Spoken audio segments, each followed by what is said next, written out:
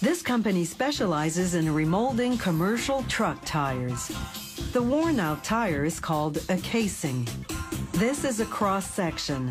That steel reinforcement rod called the bead won't be replaced, but most of the rubber around it will be, along with most of the tread area. The steel belts underneath the treads, those dots, will remain. They begin the remolding process by thoroughly inspecting the casing to determine whether it's indeed salvageable. They consider its age, whether it's had repairs. They examine the steel components to make sure they haven't rusted. If the casing passes inspection, it moves on to the buffing machine. There, sharp blades spinning at high speed shear off most of the worn-out rubber tread. Buffing prepares the surface so that the new rubber will adhere well and stand up to road friction. Buffing takes about 6 minutes per tire. It leaves about 2.5 millimeters of tread on the casing.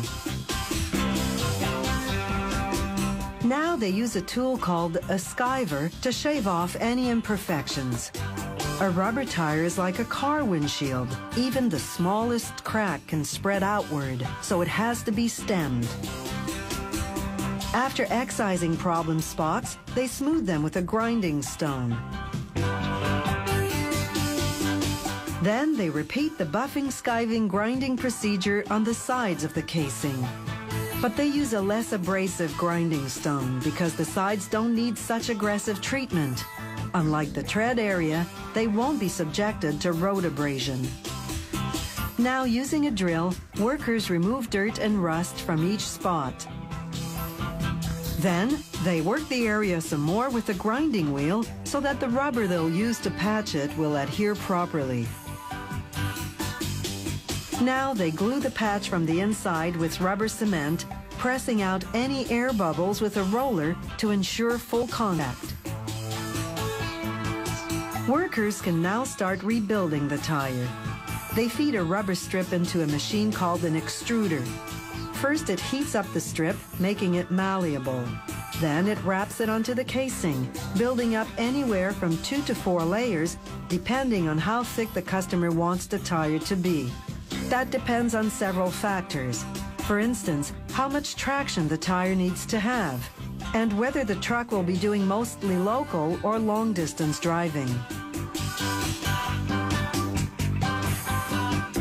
Now they apply a wider rubber strip to the sides, building up 1 to 3 layers, the choice again depending on the customer's thickness needs.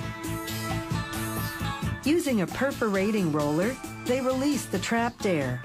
This enables the layers to adhere well. Now they sprinkle the tire with rubber powder, residue from the buffing. This will prevent the tire from sticking to the mold. The mold consists of sections which allows it to open wide enough to receive the tire.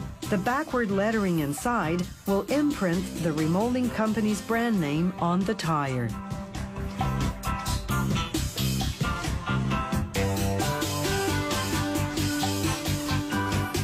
The mold applies about 100 kilograms of pressure as well as heat, 160 degrees Celsius.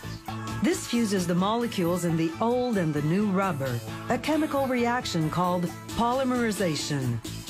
Once the mold closes to begin this process, a tube inflates with air and fills the void. This provides counter pressure so that the tire doesn't get crushed.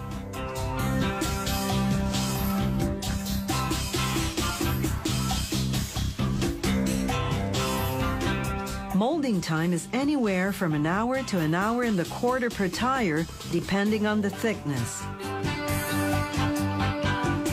After extracting the tire, workers remove the seams of excess rubber with a special comb.